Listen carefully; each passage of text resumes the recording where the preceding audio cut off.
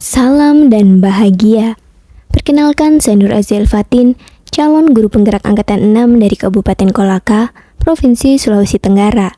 Didampingi oleh fasilitator Bapak Iwayan Sumerta MPD, serta pengajar praktik Ibu Titi Ilmina SPD MPD. Pada video kali ini, saya akan menunjukkan aksi nyata coaching untuk supervisi akademik. Tujuan pembelajaran pada modul kali ini, calon guru penggerak mempraktikkan rangkaian supervisi akademik dalam pembelajaran dengan menggunakan paradigma berpikir coaching dan melakukan refleksi terhadap praktik supervisi akademik tersebut. Tahapan yang pertama yaitu praobservasi. Pada kegiatan ini, saya melakukan coaching bersama rekan saya, Ibu Umul Khair SPD, mengampu mata pelajaran Bahasa Indonesia. Percakapan ini bertujuan untuk menggali bagian dari pembelajaran yang akan menjadi fokus pengembangan dalam pembelajaran. Assalamualaikum warahmatullahi wabarakatuh.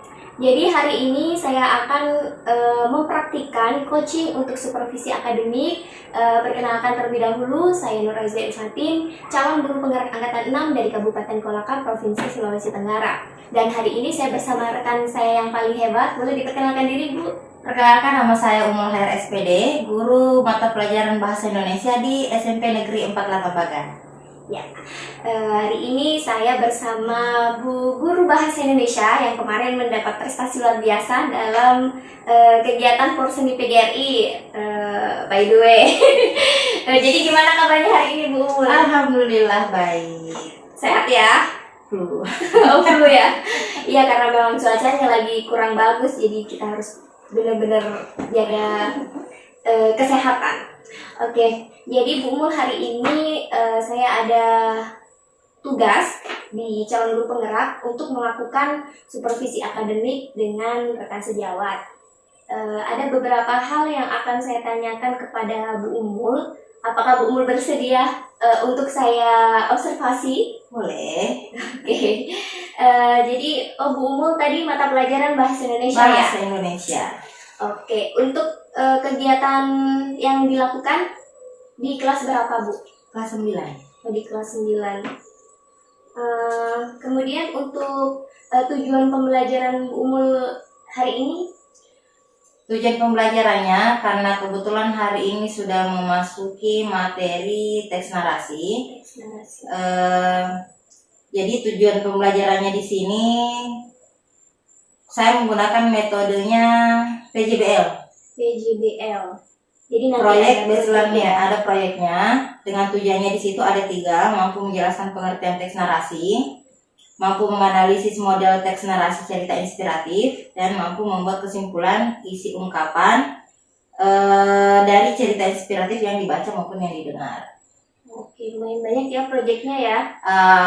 Yang pakai proyek cuma tujuan yang ketiga. Untuk yang tujuan pertama dan kedua itu dia melalui proses pemberian materi, jadi dia tidak masuk di proyek. Oke. Yang masuk proyek yang tujuan ketiga. Tapi karena dalam satu kali pertemuan ini 3 kali 40 menit, jadi bisa dikatakan 3 jam pelajaran. Jadi untuk materi proyeknya saja sepertinya terlalu lama. Jadi tujuan yang kedua itu tetap ada, tapi tidak masuk dalam proyek. Oke, begitu. Kemudian Bu Umul, hari ini kan saya ikut masuk di kelasnya Bu Umul. Diizinkan kan ya? Boleh. Ya. Kemudian area pengembangan apa kira-kira yang hendak dicapai Bu Umul nanti? Boleh pada saat masuk di penerapan metodenya, metode PJBL-nya. Mulai dari langkah-langkah awal sampai langkah-langkah terakhirnya. Mulai di situ. Penerapan di metode PJBL. pemberian proyeknya ya. Yep. Kemudian untuk strategi yang dipersiapkan kira-kira apa aja? Strateginya kayaknya lebih umum. Pertama, saya di sini menggunakan Canva untuk media pembelajarannya. Materinya juga ada di sana. Terus menggunakan metode kerja kelompok. Jadi penggunaan PJBL itu dikerjakan dengan kerja kelompok. Jadi strategi yang udah dipersiapkan supaya menarik perhatian anak-anak digunakanlah Canva, media proyektor. Iya, alat dan bahannya menggunakan proyektor. kemudian nanti Bu Umul juga ingin mencoba untuk bagaimana sih anak-anak ini dalam kerja kelompok, dalam berkolaborasi dengan temannya gitu ya. Baik Bu Umul, tahapan praobservasi saya rasa cukup sekian. Nanti saya ikut masuk di kelasnya Bu Umul. Semoga Bu Umul juga nggak tegang ya. Oke, Jadi nggak akan, saya akan ganggu, saya nanti diam.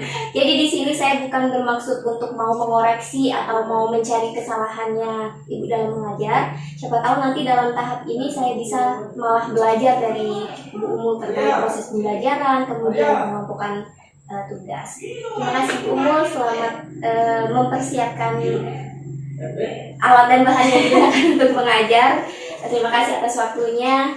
Saya akhiri. Wassalamualaikum warahmatullahi wabarakatuh. Waalaikumsalam. Kegiatan yang kedua yaitu observasi. Kegiatan observasi ini bertujuan untuk mengamati kegiatan pembelajaran yang telah direncanakan dan mengamati area pengembangan yang disampaikan pada saat praobservasi. Hari ini kita akan masuk pada tes. Cerita inspiratif adalah cerita yang memberikan motivasi. Kalian mau yang lain kalimatnya lagi? Memberikan motivasi boleh, menggugah perasaan terhadap boleh. Dan itu semua benar. Tujuan dari kita kali ini adalah mampu menjelaskan pengertian dari cerita yang inspiratif. Jadi kalau ini sebenarnya cara mau pindah. Apa itu cerita inspiratif? Cerita yang cerita yang menginspirasi. Kalau berinspirasi dan inspirasi yang melakukan sesuatu. Oke?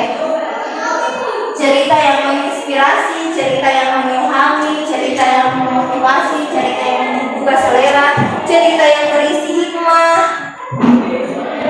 Nah, selanjutnya kita masuk ke tujuan dari kade yang ketiga, menyimpulkan cerita inspiratif. Bagaimana cara menyimpulkan sebuah cerita? Membaca dan menyimak.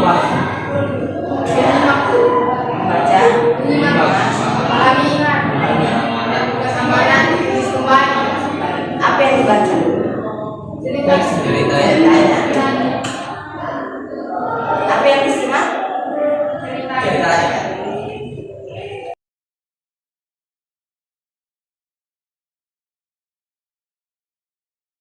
Jadi proyek kita mana kalau bilang kita menggunakan proyek based learning, proyeknya mana? Jadi hari ini kita memiliki proyek menyimpulkan menyimpulkan 4 buah cerita inspiratif yang dibaca dan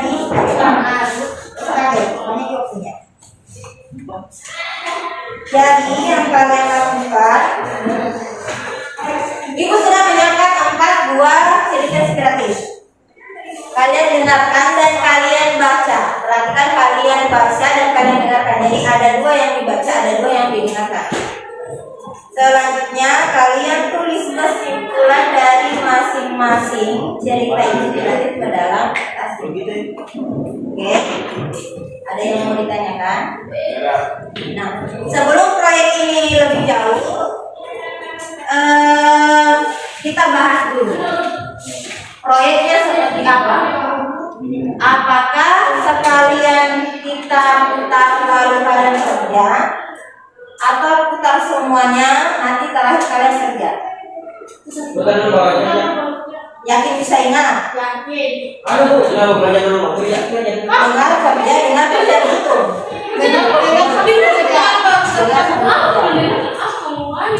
Oke, nggak apa-apa. Kita coba dengar kerja, tapi ibu kasih waktu. Kalau misalnya sudah habis waktunya, lanjut lagi. Oke. Tulis kelompok 1 di sini, anggotanya siapa? Sangat bijak dan pemuda itu berjalan berdampingan. Setelah melakukan perjalanan yang cukup lama, akhirnya mereka tiba di tepi sebuah keluarga yang tenang.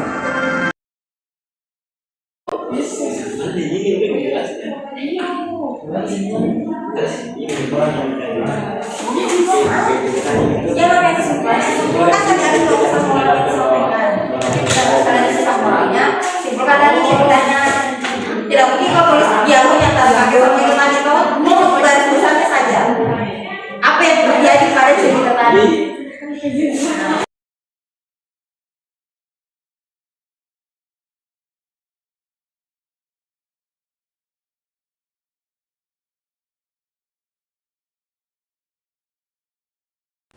Kegiatan yang terakhir yaitu pasca observasi.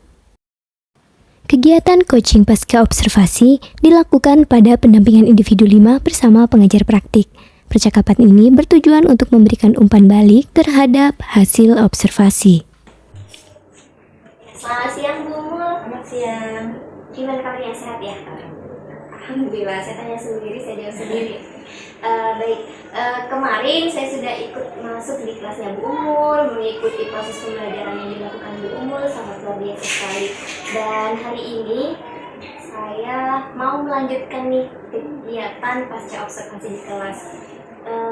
Kira-kira Bu Umul, saya tanya dulu nih ya, selama proses pembelajaran yang Bu Umul lakukan kemarin, menurut Bu Umul gimana?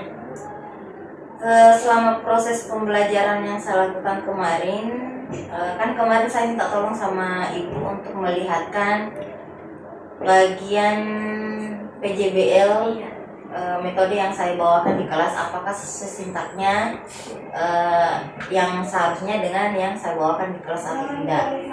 Menurut saya itu sudah tidak ada masalah kalau menurut saya pribadi. Cuman saya mendapatkan masalah justru di pemberian materi. Kenapa itu Bu, waktu di pemberian materi?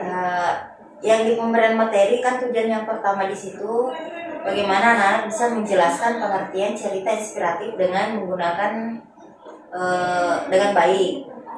Tapi begitu saya menanyakan kembali kepada anak setelah pemberian materi, mereka malah sepertinya tidak mampu menjelaskan pengertian cerita inspiratif menggunakan kata-kata mereka sendiri, dengan bahasa mereka sendiri. Jadi lebih kayak ke copy paste materi yang saya sampaikan. Padahal walaupun tujuannya mampu menjelaskan, tapi saya kepinginnya, saya maunya anak-anak itu bisa menjelaskan dengan bahasa mereka sendiri. Karena kapan mereka bisa menjelaskan dengan bahasa mereka sendiri, itu berarti mereka benar-benar sudah memahami pengertian cerita inspiratif dengan baik. Dan itu yang saya rasa lumayan menjadi masalah pas pertemuan yang kemarin. Jadi masih perlu dikembangkan lagi ya? Iya. Kira-kira kan tadi Bu Umul sebenarnya maunya, tujuannya itu anak-anak bisa menyampaikan hasil pengertiannya itu dengan bahasanya sendiri tanpa harus menghafal kemudian copy paste dari yang diberikan. Kemudian itu kan menjadi suatu tantangan buat Bu Umul ya. Kira-kira ada nggak strategi untuk supaya ini anak-anak ini bisa berhasil menggunakan bahasanya sendiri? Oke. Sebelum masuk strategi lebih jauh, saya refleksikan dulu. Yang kemarin saya gunakan itu kan saya menjelaskan materinya dengan menggunakan contoh yang saya siapkan sendiri. Setelah itu saya lihat ternyata itu kurang berhasil, makanya saya mau mencoba menggunakan strategi yang lain lagi. Adapun strategi yang saya mau coba ke depannya di sini, bagaimana materi yang saya sampaikan saya kaitkan dengan kehidupan mereka sehari-hari. Karena saya yakin pasti di kehidupan mereka, di lingkungan mereka ada beberapa cerita yang dari orang-orang di sekitar mereka yang bisa memberikan inspirasi, motivasi kepada mereka. Sehingga kalau mereka memahami, oh ternyata cerita seperti ini yang dimaksud dengan cerita inspirasi, itu mereka akan bisa lebih menjelaskan dengan bahasanya sendiri, sehingga pemahaman mereka terhadap materi itu bisa lebih dalam. Jadi selain strategi yang saya siapkan, saya mau cari tahu dulu, mungkin saya akan cari referensi di luar. Selain strategi yang saya siapkan, adakah strategi lain yang kira-kira mampu membuat saya mencapai tujuan yang ingin saya capai atau tidak. Terus selain mencari referensi baik itu di website, karena sekarang kayaknya apa-apa tanya ke Google, Iya, lebih baik di sana ya. Mungkin saya akan coba cari juga di platform ini komunitas. Iya ya, di Merdeka Mengajar. Merdeka Mengajar, karena saya lihat banyak di situ Praktik baik. praktik baik. Saya yakin pasti ada beberapa yang mengalami masalah yang sama dengan apa yang saya alami. Jadi dua hal itu yang mungkin akan saya coba lakukan. Yang pertama cari referensi sendiri, yang kedua melihat di platform Merdeka Mengajar. Ya semoga bisa dapat pencerahan lah. Jadi itu tadi beberapa strategi yang ingin diterapkan Bumul supaya tujuan pembelajarannya agar tercapai dan anak-anak juga memiliki pengalaman sendiri gitu ya, belajar dari orang lain, kemudian Di lingkungannya yang tidak jauh, Iya. bisa lebih dekat sama mereka. Jadi lebih benar-benar mengena dan di luar kepala gitu ya, nggak harus menghafal teks gitu. Jadi itu tadi kalau yang sudah saya tangkap itu juga sudah termasuk rencana tindak lanjut ya, strateginya tadi. Dari cari referensi dari ibu gurunya sendiri mencari referensi, kemudian ditambah lagi mencari referensi dari praktik orang lain, dari praktik baik orang lain menggunakan platform Merdeka Mengajar itu tadi. Kemudian untuk untuk rencana pengembangan berikutnya nih Bu. Jadi kan tadi sudah disampaikan ya, tujuan untuk rencana tindak lanjut yang tidak dicapai masih pada tahap di anak-anak bisa Menjelaskan materinya dengan menggunakan bahasa mereka sendiri. Jadi ukuran keberhasilannya ya anak-anak bisa menjelaskan dengan bahasanya sendiri. Karena kalau cuma sekadar copy paste kayaknya itu kalau menurut saya belum terlalu bisa saya katakan mereka memahami. Karena kalau cuma sekadar mengulang apa yang saya katakan belum. Jadi itu hanya ingatan tapi belum benar-benar dipahami begitu ya. Baik, untuk pendukungnya nih Bu, nanti misalnya kan Bu sudah ada ide nih, anak-anak nanti disuruh cari cerita inspiratif di lingkungan sekitarnya. Mungkin faktor-faktor pendukungnya di situ mungkin masyarakat atau gimana gitu untuk pendukung keberhasilan Ibu nanti. Faktor pendukung keberhasilan yang pertama, kalau menurut saya pribadi,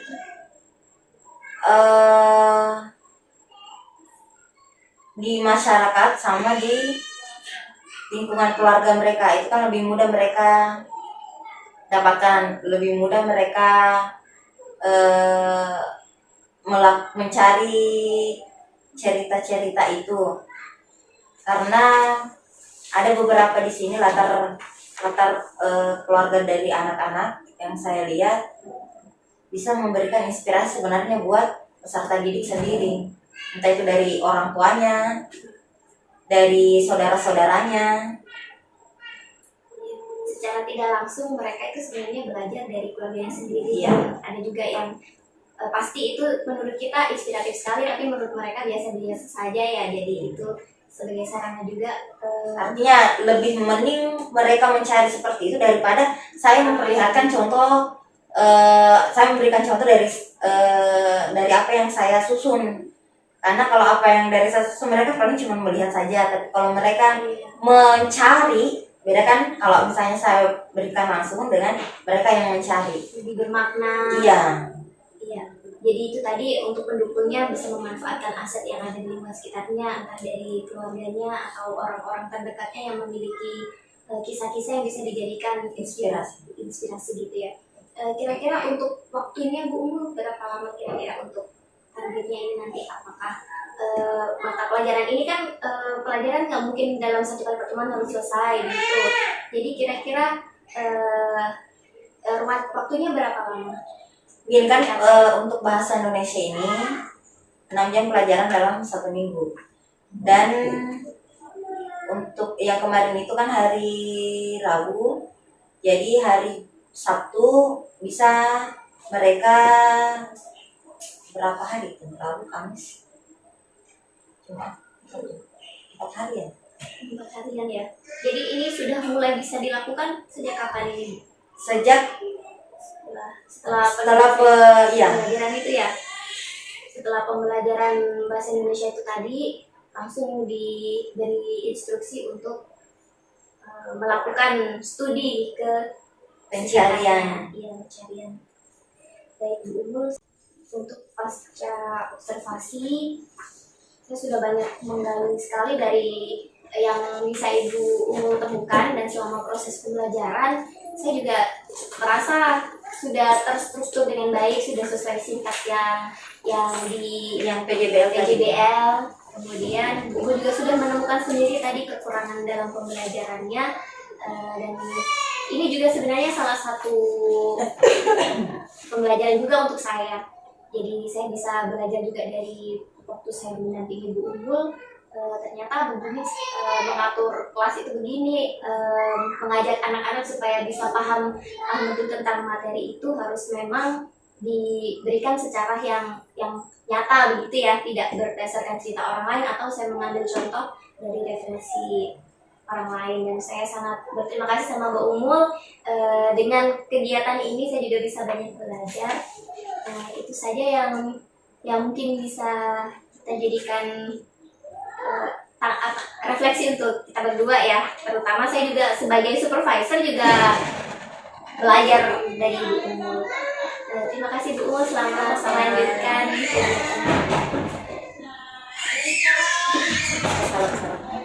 Setelah melakukan 3 tahap kegiatan, hal yang berikutnya dilakukan adalah refleksi diri dan juga tidak lupa rencana pengembangan diri.